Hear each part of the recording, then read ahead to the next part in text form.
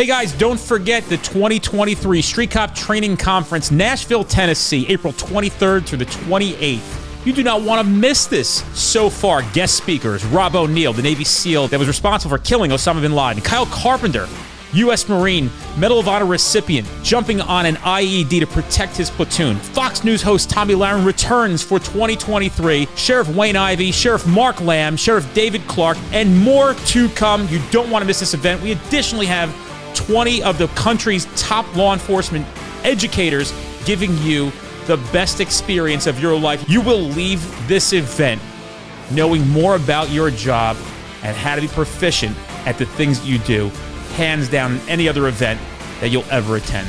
I personally guarantee it. Don't miss out. There's a room code at streetcop.com for our room block, and room code at the Gaylord at Opry is where the event's taking place. Don't miss out on a discounted rate. The rate is from Sunday to Thursday. Put that in and find yourselves at a half-price room. Split it with a friend, but make sure you get there. You don't want to miss this event. It is going to be that good. If you trust me and you trust Street Cop, trust that you will leave there feeling like you've had an experience of a lifetime.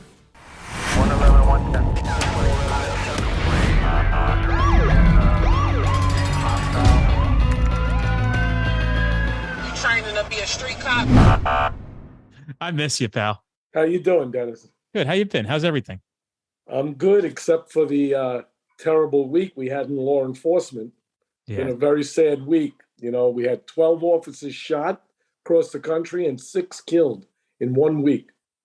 You know, I want to send the prayers out to the officers' families and to all their colleagues. It's a sad way to start the show, but just shows how, you know, law enforcement is in a crisis, you know, and we're taking a hit. You know, it was 2 officers killed and 1 officer wounded, but the wounded officer acted very heroically and took that guy out. Was smart enough to go and seek cover with his car, return fire, and he took him out from about 25 yards away, I think. Yeah. And the guy fired over 80 rounds. Wow. From an AR-15, over 80 rounds. It's insane. That's incredible. You know, It's it was a sad, very sad week for law enforcement. It's a tough week, and unfortunately, there'll be more tough weeks to come. I think that brings the total to like 54 or 55 officers killed this year alone. And I think about 280 shot across the country. Wow. You know, it's like no other job, you know, except the military. I mean, you're in civilization and, you know, you got a job. And this is a kind of job that, you know, your life is at risk. You know, there's no doubt about it. Well, you know, on to a less somber note. Hopefully we continue to do the training and the conversations that we have on these podcasts to ensure that these people are aware of the circumstances. So, you know, it was good of you to bring that up to start with, because I think maybe it gives everybody a moment of reflection of how vulnerable they can be at this job and losing their lives. Life is vulnerability. So it's one of the jobs that you know, you don't get to get a do-over. You know, it's not like erasing a mistake or re-recording or cut and do it over. You know, it's you got to be on point, you know, and you got to use every tool available today. And one of the great tools is your schooling. You know? And Dennis didn't tell me to say this either, but I know Dennis he's a tool of the trade. You know, you could definitely learn the stuff that could save your life or, you know, help you make better arrests out there. Thanks, Ralph. I appreciate it. I certainly am a tool. I've been called a tool a few times. I said your course is a good tool for law enforcement. That is funny, man. If people don't know that Ralph and I have embarked upon quite the bromance, and I always give Ralph a shout. He gives me a shout, check in, say hello, and he's a pleasure of a human being to know, and I'm proud to call you a friend of mine. You too, Dennis. You know, it was a very lucky thing to meet you. You're a great guy, and you're becoming a legend in yourself with law enforcement, and your courses are great. You know, I was honored to be a speaker at the first conference you had. Did a great job. Really good, like really good job. It was. I was nervous. You know, yeah, but it didn't matter. You did a great job. It was good. Once you started going, you were going. Well, I got a few stories for you today too. You know. I'm ready. Let's go for the first one. These are my favorite. All right. Well, this one was back in 1979. You know. And we're on patrol. I was in the detective bureau already. I was in the South Bronx in the area called Fort Apache. you know, and we were on patrol, and we get a job. Not us, but we hear the radio cars get a job of because as detectives we don't respond to jobs unless it's as a backup or we're investigating something.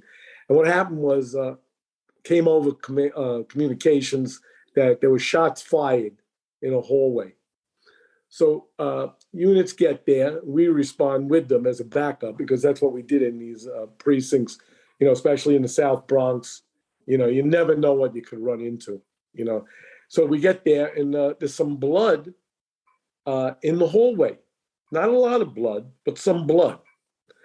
And we start to, if people are familiar with like South Bronx housing or in any major city, how there's stairs and when the stairs start, usually in the back of the hallway, and there's you could go underneath the stairs, an area you wouldn't see. So right away, me and my partner decided to check under the stairs, back of the head, laying there, and that's where the blood was accumulating. Wait, just say that again. You said you saw a severed head under the stairs? No, just a guy shot in the head. Whoa. Shot in the back of the head. So we start to make it a crime scene, and we start canvassing and talking to people. And, like any major city, and especially the South Bronx, no one saw or heard anything. It was an anonymous call to 911 saying there was a shot fired. Well, we start questioning a few people in the building and around, and, they're all denying hearing or seeing anything or knowing anything. But there was a young couple, a teenager, boy and girl. And for some reason, we just didn't care for their answers. The way they answered, the way they looked, so we continued our stuff, but we went back to them. And they still denied everything. And we still continued our crime scene and our searching and our canvassing. Didn't find a gun yet or anything like that. We had a feeling that this couple knew something. So we kept going back. And then over the course of 3 weeks, we find out that the kid, the teenager, the boy, he moved out of the building. And no one knew that he was going to move. He just sort of disappeared. We didn't think it was him, but we had a feeling that he knew something. So we started to hone our efforts into the girl, teenage girl, and she still continued on without knowing anything. But we continued to work on her and stuff, and wound up was she said that they were in front of the building. And we got her to, she said she saw 2 men walk into the hallway while they were in front of the building. So now we had this to work with, and we convinced her to go down to our photo unit in the Bronx and to take a look. And we stayed with her, and we gave her numerous photo drawers. We didn't have computers back then. They weren't doing it by computerization. So we had drawers of photos broken down into male Hispanic, male Black, male white, broken down by crime. There might be robberies, drug dealing, murder, burglaries. And for some reason, we started to hone in on robbery. Just a hunch that we had. So we showed her those pictures first. And she was going through this thousands of pictures, and you just thumb through them in an index file. All of a sudden, she goes, "Oh my God, that's him." So now we get this guy's record, and winds up he has a couple of arrests for robberies, right? So now we still want to find her boyfriend, and we start doing. She gives us a lead on some family members. We start going to them and develop through the family members another lead where he might be staying. And we go there, a few blocks away, but in another neighborhood. And he says he admits he was there, and that's why he moved out. He was scared. And we asked him to look at a photo array where we put together a photo lineup of 6 people that look alike with the perpetrator's picture in there. And he did pick out the guy.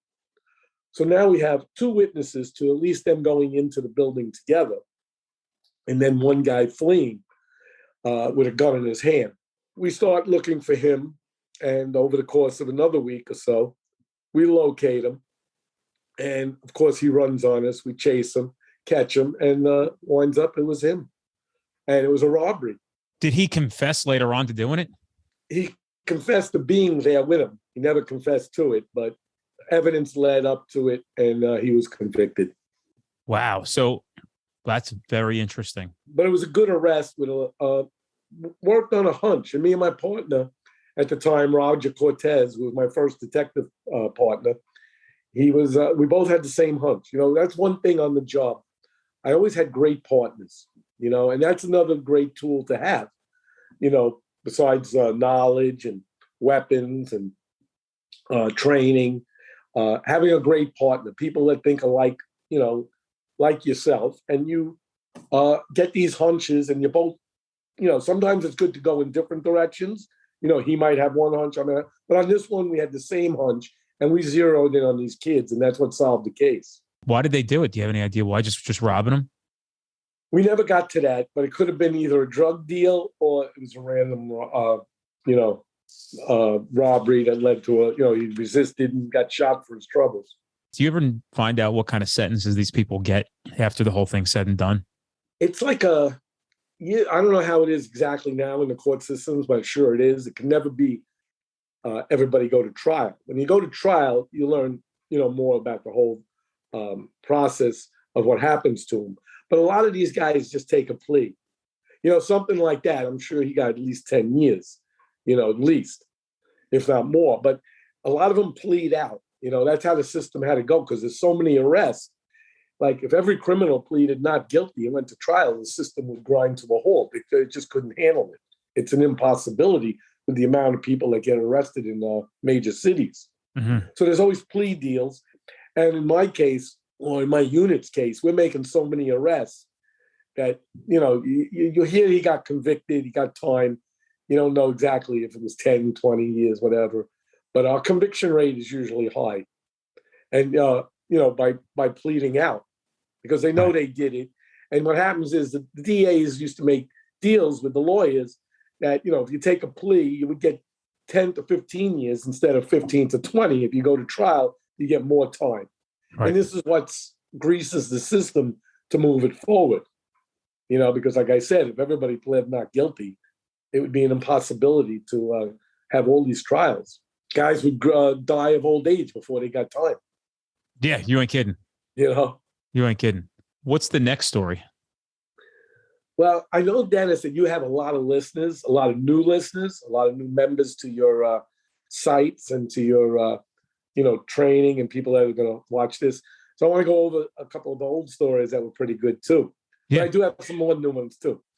I want to tell a story about a gun arrest. Me and my partner came in. I was with actually the same partner. We made a purse snatch, a grand larceny arrest on the street while we were out investigating another arrest. And we came in and it was I was going to process the arrest and my partner was going home because it was the end of our tour. So I was going into overtime. So while I was in the precinct, a guy comes in, a CI of mine, and tells me that someone's selling him a gun. So it was a gun deal. So I go and tell my boss that, one of my really good CIs, and that's the guy who will give you a lot of information that always pans out. And he said that he had this guy selling a gun. And my boss at the time, Sergeant Cantor, he said, I'll be your partner. You handle it, I'll be with you, and we'll set it up. So we make up a plan that he's going to meet this guy in front of a building. And he's going to go upstairs to the roof. That's where he's going to meet him. But we've mapped out the neighborhood and we knew that the building was connected to several other buildings on the block. So we said that we'll climb up the fire escape to the building down the block. And these roofs are all connected. And we'll get an advantage point where we could see this. And when he goes up on the roof and buys the gun, and once it's in his possession, we would move in because we figured it's better in his possession than in the perpetrator's. So we get up in position. He gets to the building. He goes up on the roof. We got him in sight. And right away, two things go off course. First, he gets up there and there's two perpetrators on the roof that are selling him the gun. And the next thing we didn't know, the gun was a long arm. We thought it was a handgun. So he's up on the roof and he's got this, the perpetrator has this long arm. It was a 30-30 caliber hunting rifle. So we figure we'll still watch it, wait till he gets the gun in his possession, and then we'll move in on the original plan. Then things go south at that moment. The guy wants to prove to him that the rifle is working. So he leans over the roof and starts sniping on the street. Whoa. Starts firing indiscriminately upon the neighborhood. Wow. Now we got to expose ourselves immediately. And we start with our guns out. We start running towards him and jumping over these maybe 2 to 3 feet parapets that connect the roofs, but separate them. So each building is individual, but they're only about 2.5 feet high. And we jump over him, running towards him, screaming, "Police!" He turns and faces the rifle at us and fires around. Wow. And we open up fire. And right away, I hit the guy twice. Once in the hip, and it spins him around, and shot him in the ass. Right? So he goes down. The CI was smart enough to go down. Right? He hit the deck, which was smart. And the other guy, who was unknown to us, he runs behind this chimney or a kiosk thing. It looks like a chimney, but we can't see him at all. So at this point, I already fired my 6 rounds from my Colt Detector Special. So I pull out a second gun, which I wasn't authorized to really carry, but I just happened to buy it from an old partner of mine. I was going to go to the range that day when I got off. So what happened was it was a 380 Llama automatic. So I pulled that out, and I start to go looking for the guy behind this chimney thing. And as soon as I turn the corner, the guy has his hand raised over his head, and he's going to stab me with a knife. So I go to pull the trigger to shoot him, and it happened so fast. Before my finger tightened, I hear a shot. And it was my partner shot him in the back from behind, seeing that he was going to stab me and save my life. Wow. So the guy goes down, and the boss screams to me, "Go get the rifle. It's laying on the roof." So I go to cross paths with the guy that he just shot, and the guy leaps back up with the knife. And I shoot him in the stomach, killing him right there. Wow. And then I run around, get the gun from the other guy, and we cuff them up. Ambulance comes, and we take them down, round up. We shot those 2 guys. And the backstory to that is later on, the gun, by the way, the rifle was stolen just a day or 2 before from a neighboring precinct in a burglary. Well, that was a stolen weapon also they were selling. Yeah. But about 8 months down the road, I am in court actually, I was in court to indict him. I got justifiable homicide on that, obviously. But when I was coming back from court, I met this girl on the street. It was a hot-looking girl. And we started dating for a while, right? And I was supposed to go up to her house, and we had a date. We went out a few times for dinner and stuff, and then we were going to go to her house. But I made an arrest, and I couldn't make it. And she was very upset about this stuff. I tell her, we'll get together the next day and all this. And the next day, I was doing a day shift, and we're out on patrol, and we get a 10-2 forthwith, which I know forthwith means right away. 10-2 means respond to the house. So we don't know what we did now or what we're being called in for. We go to the house. I go to the boss's office with my partner, and I see 2 suits sitting there. I said, it must be internal affairs, question us about something. So the boss gets up and he tells my partner, "Go back on patrol," right? He tells me to come in the office, and he introduces me to these 2 guys. And it winds up, one's a lieutenant, one's a detective. And they're from the intelligence division. So I have no idea what they want. I sit down, and they ask me if I know this girl, Lucy. And my head's spinning. I can't even believe it. Well, how would they know this girl? And they said, "Did you have a date with her last night?" I said, "Yeah, I did, but I couldn't make it." They said, "Well, we have a good informer that said that she had 2 to 3 guys in the closet waiting there to kill you." Whoa. And my head is spinning. I don't even know how they know this, what's going on. It's totally caught me off guard, right? And they said, yeah, she was setting you up to be killed because the guy you killed on the roof 8 months ago was her stepbrother or half-brother. Whoa. So that sort of ended that relationship. What'd they do from that? Did they charge you with a conspiracy to commit murder or anything? The thing is, it was a he said, she said. right? There's no other evidence. There was no recording at the time. And they would, if they arrested her, there was no evidence to take the case further, and they would have burned a good CI. See, when you have a good CI, the last thing you want to do is burn him because he gives you great information. Mm-hmm. So it would only be his word against hers anyway. So that's a throw out. So, and why would you burn him? So it was just like, that was the end of that, you know? Wow. It was, couldn't take it any further. You know, that was it. Ralph, I don't know if there's anybody in the history of law enforcement who's dodged more bullets than you, literally and figuratively speaking. Well, I did run into a lot of stuff, but, you know, I worked in an active command. I also worked in active units. And there's a lot of great officers out there, and a lot of officers that get involved in a lot of things. I was lucky enough to get a lot of my stuff publicized, and it led me to write a book and have a TV series. You know, my book is Street Warrior, which is available on Amazon.com. And my TV series is now on Amazon Prime and Demand and a couple other networks, but it's called Street Justice: The Bronx, and I have one season, 6 episodes. And the reason we didn't progress to another season basically was because of that anti-cop sentiment that set in after a few highly publicized incidents across the United States. Mm-hmm. But it hurt law enforcement and definitely hurt my series, I think. But talking about great partners, now I've had a few partners over the years, but like I said, having a great partner is a great tool in police work.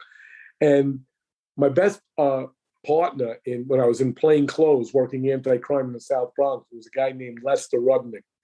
And me and him thought exactly alike, and it was just great working with him. And then when I got promoted, I had good partners.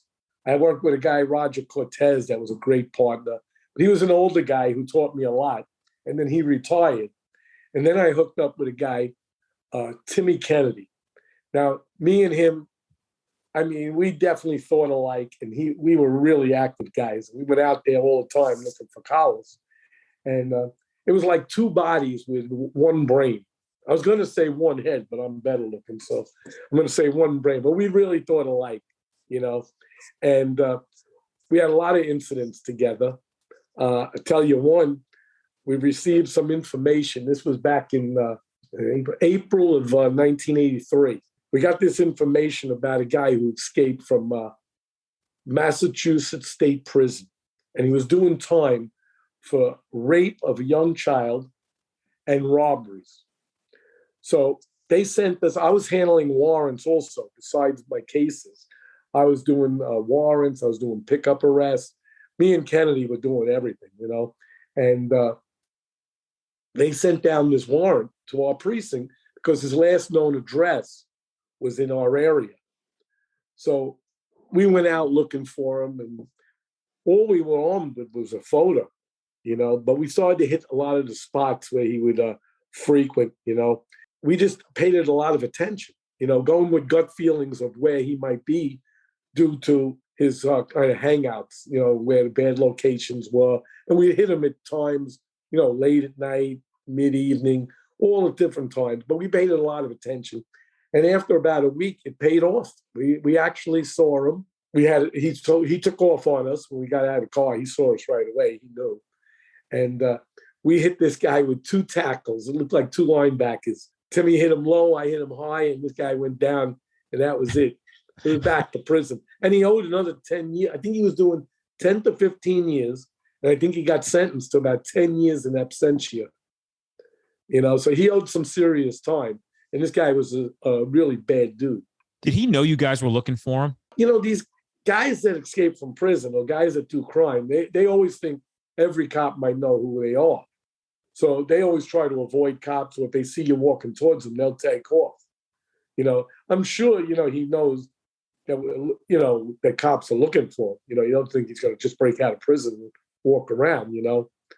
Yeah, and that's why you always got to be on your guard. And we were, you know, and this guy, Timmy, my partner, Timmy Kennedy, who was up to where I had to leave the job because due to an accident on the line of duty. But a good friend of ours, Pete Thron, who's wrote the End of Tour series. He has a couple of books out that were very good. He's now, which I'm very good friends with Pete Thron. And to this day, I'm still friends with Timmy Kennedy. He stayed at my house just last week. You know, he had to come up to New York for a death in the family, and he stayed at my house. And we've been in touch for like the last 40-something years. But Pete Thron is writing a book on Timmy. And Timmy has a lot of stories before he met me and after and during. And it's going to be called Man of Valor, which will be out in another month or so. That'll be a good book to read, too. He's got fantastic stories. Let me tell you another old one. Go back to an old one. Let me ask you a question real fast before you do that. Sure. I know I'm friends with you on social media. Obviously, we're friends personally. You put a picture up the other day. Was that the guy you were talking about? I think it said something like, "This is the guy that took me out." Was that the guy who actually hit your police car? Yeah, but no, he was actually the driver of the car we were in. Oh, shit. We were hit by a blue and white, a regular marked radio car.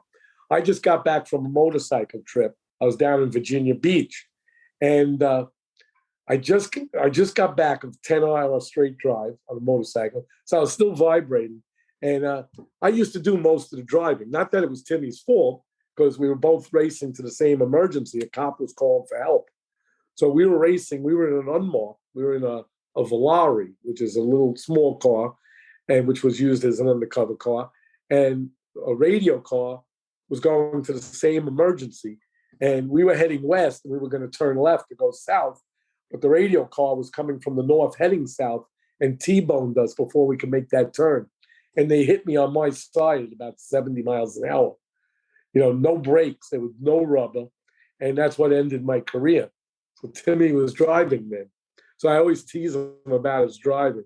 Always tell him he's a great cop, but not too good of a driver. What about the guys who hit you? Did you ever talk to them again? Well, one was a rookie who was driving. And I spoke to him a couple of times, but there was a girl who was a passenger, who was the passenger. She was an officer. And her, I stayed in contact for a long time. They all stayed on the job. They all recovered. They were all in and out of the hospital in 12 hours. And, were out for a while with their injuries. I wound up in the hospital for 2.5 months. She went on to, later become a sergeant and then a lieutenant, but we stayed in touch for quite a while. And then it just, we lost contact over the years. Did they ever say they were sorry? I mean, I know that it wasn't intentional, but were they looking for forgiveness from you? No, it wasn't nothing like that. We were all injured, pretty bad. I was injured the worst. It's just the luck of the draw. But, it's not something you would apologize for. We were all going, that's the line of work we're in, and we're all heading to help another cop. Sometimes these tragedies occur.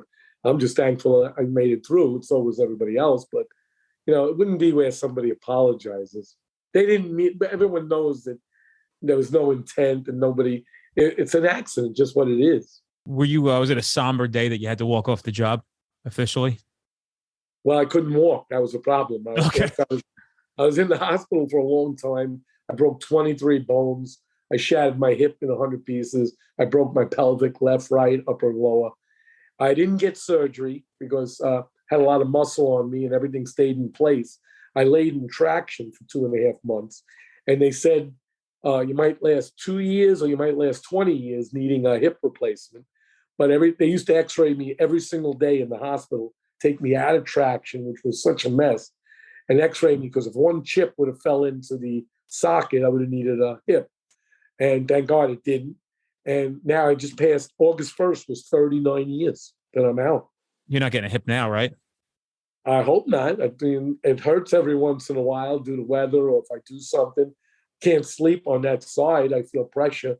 But over the years, I had to cut out, well, since the accident, I had to cut out things that I was very active in. Like I always worked out, and then I would jog. And the jogging I had to cut out. And I had to cut out racquetball. I was, big into racquetball, paddleball. So I had to cut those out because of the pounding it would put on my hips. So, those are things, restrictions I had to live with. And so far it carried me 39 years without getting the surgery. Wow. While we're on the topic of Timmy Kennedy, I'll tell you another Timmy Kennedy story.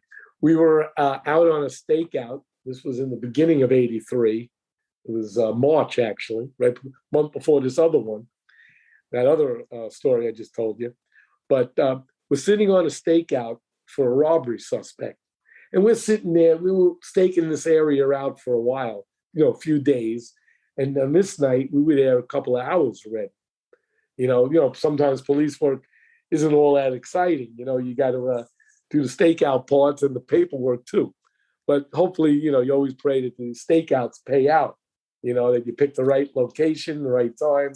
And, well, anyway, we're sitting there waiting for this robbery suspect to frequent it. And we hear shots fired, right in the vicinity where we are. So we pulled the car, like I was driving, we pulled the car over about a half a block or so, and we see two sports cars, right? And there's a guy outside one of the sports cars, and we still see him with the gun in his hand, and he shoots into the other car. So I screech up and we jump out, and the guy jumps into the sports car, and the two sports cars start driving in different directions. So obviously we choose to chase the car that the guy with the gun was in, the guy who was firing the gun. So we chased this guy for a while, and winds up, he throws the gun out the car.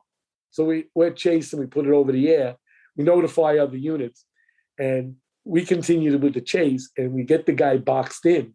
He jumps out of the car, and we chase him, and we tackle him, and he puts up a fierce fight. We really had to fight this guy. But obviously in about a minute or so, we got him under control. But we didn't recover the gun. We never even got who the complainant was, the other guy in the other car. It's probably a couple of drug dealers, and, something went sour. But that was another routine night for me and Timmy, It must have been fun, huh? I'm telling you, it's a very dangerous job. You risk your life, but it was fun. I was living my dream the whole 14 years I was on. Really, really enjoyed it. Yeah, I used to not have an issue with the shitty stuff to do the fun stuff. I'd say, you're in patrol still, you're still doing these reports. Yeah, but we get to go to these fight calls, we get to go to these car chases. This is mutual aid. This is the stuff, the chaos. If it was a fucking nutty day out, like weather-wise, especially for us, I'm like, oh, it's going to be crazy at work today. Like, I can't wait. I'm the first guy to put rope around my fucking waist and all that crazy. I just enjoyed it. I loved it. I loved it too. I worked in a high crime area, so the chaos was there all the time. There was no shortage of chaos. And I worked with great cops in the 4-1, and I sort of, when I got promoted and went north, to the detective squad, I really thought like my career, all the action was going to be over, but I hooked up with guys and we created our own chaos. It was good. I thought it was going to slow me down, but it didn't. Things just, it took a few months to get into the groove, but it was great. I worked in a squad and I was allowed, the boss, he tested me a few times, I came up there with a reputation. He tested me, and I passed his test. He asked me to do a few crazy things, and he saw how I handled it. And then he let me do what I wanted. I was one of these guys in the detective squad for 10 years and never wore a suit and tie. I worked mostly with the anti-crime guys, and we formed our own robbery squad, and that's how I hooked up with Timmy Kennedy. Because he was so active. He wasn't in the squad yet. He later went on to become a detective. But we handled all the robberies and gun cases. They just gave them to me, and we worked on clearing them all. And it was just a super great time. I'm out 39 years and still miss it. It's I know policing is very, very different today. We were taught in a different way. We were actually it was drilled into us, indoctrinated, trained, that you had to come out on top and you had to be forceful.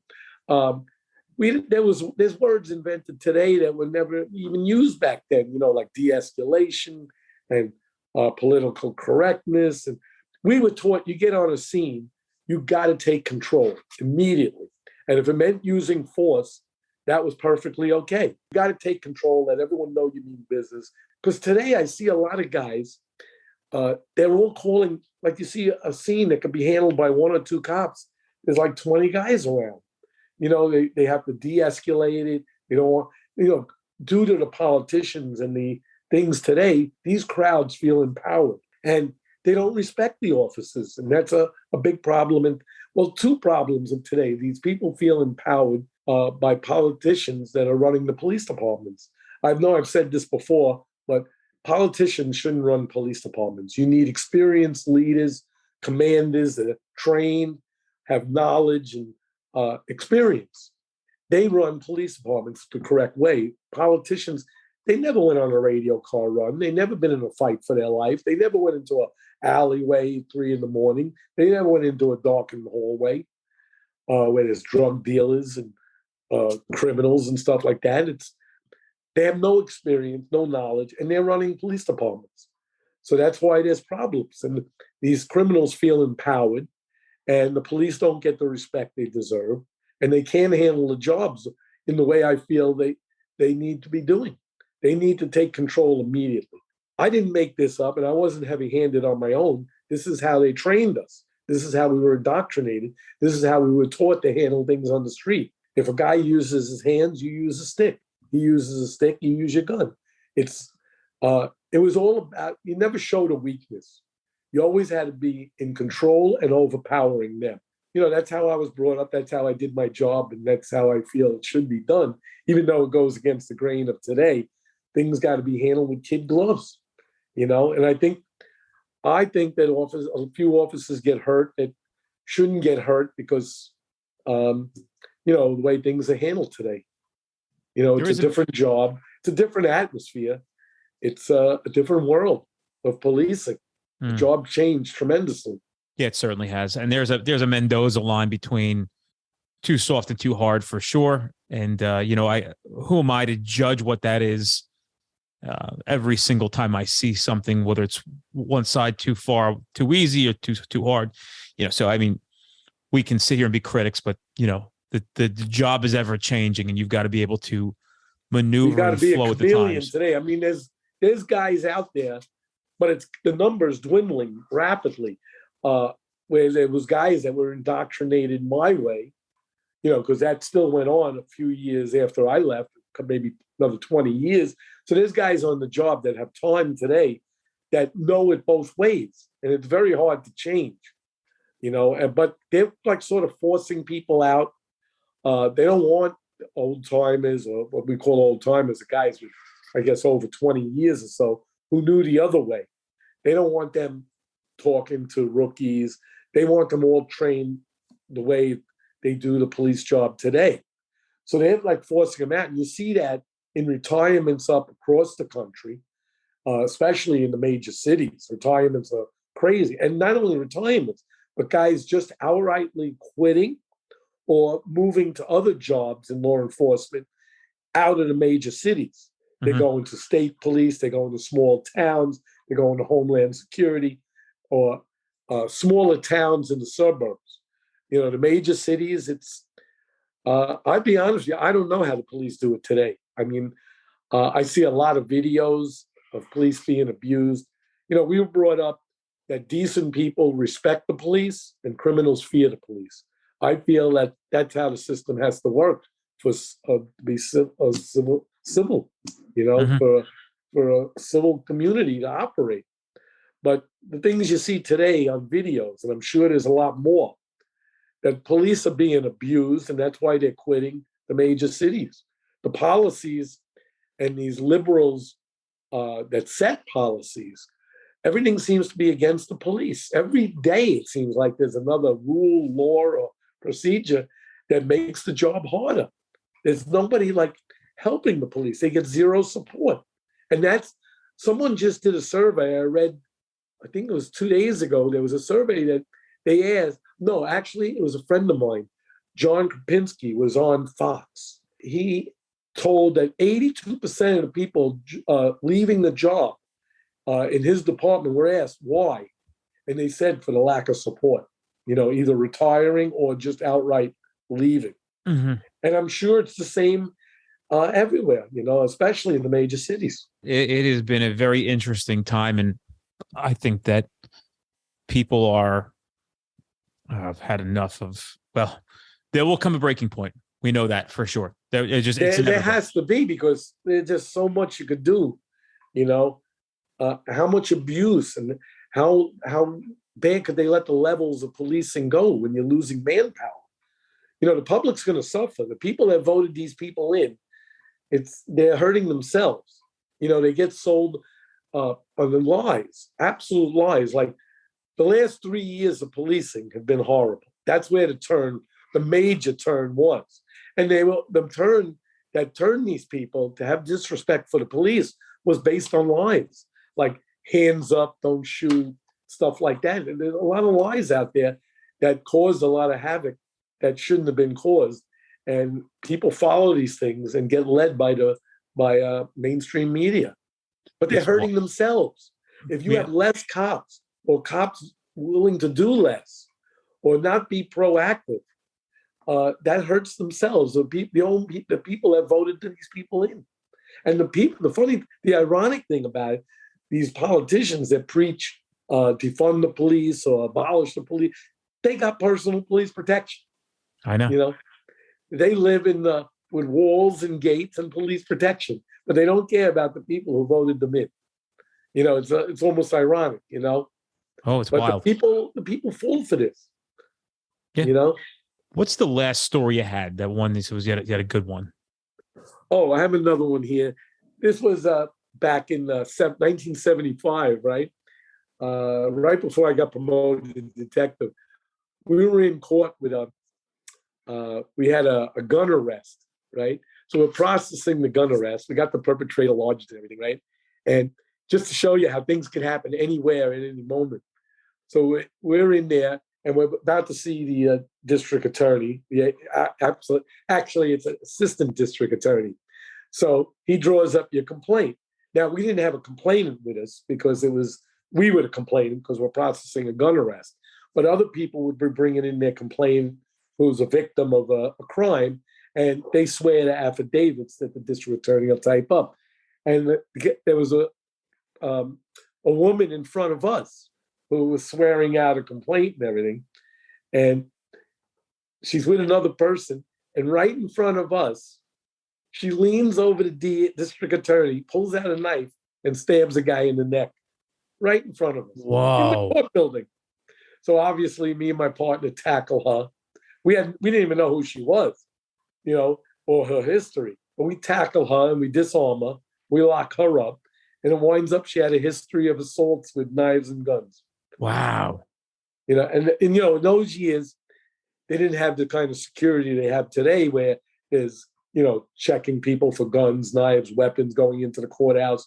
You know, it was like, you know, everything went. It was, you know, when you look back at it, you say, how could you have people walking into police precincts or government buildings or courthouses or courtrooms and no one's checking, you know? Today, it's such a given, you know, I guess since 9/11. But, you know, the security is much better today. Things went on. And it just shows you anywhere you're at, things could happen right in front of you. Oof, ain't that the truth? You know, as a police officer, like we said, you can't afford mistakes, and they could be deadly to someone else or yourself or your partner. But you always got to be on point, you know? You just always got to be on point. I think that's a great place to end. Those are wonderful words. And we did it just about long enough that we usually do. And Ralph, I got to get the 9,000 other stories out of you. Oh, there's plenty more. I just wanted to say one other thing. I promised a good friend of mine I'd plug his. He started a clothing business, and it's called on Instagram at Feast Apparel 2022. It's going to launch next month, and he has a police line in there.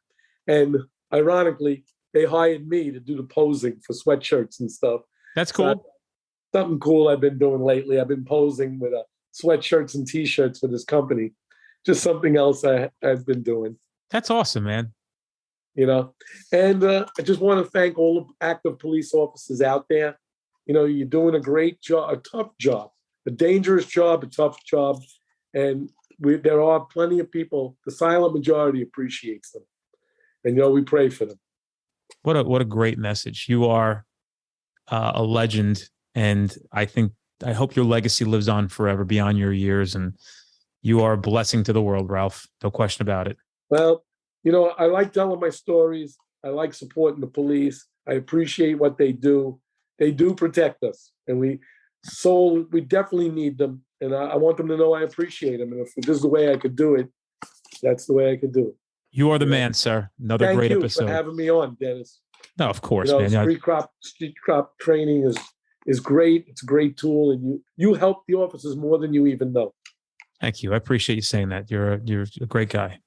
When I'm on Facebook, I have I belong to like 500 police groups, and I interact with many officers that talk about your group, and everybody has a good word to say, Dennis. I appreciate it. That's nice to hear, man. I want to let you know because I do have very strong contact with many officers, and when street cop training comes up, it's always good. It's awesome. All right, sir. Until next time, we'll do this again soon. Listen, I'm gonna have Frankie reach out to you. We'll do you, and we'll get Timmy Kennedy on here. Thank you very much for having me. All right, Ralph. Take care, my friend. You too. Be safe, Dennis. Thanks.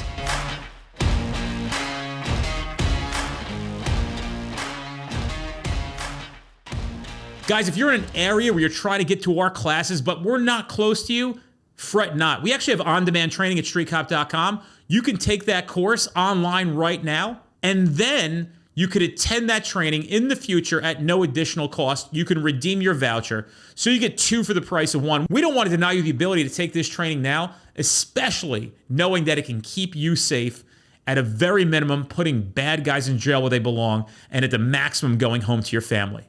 Check out streetcop.com for that offer.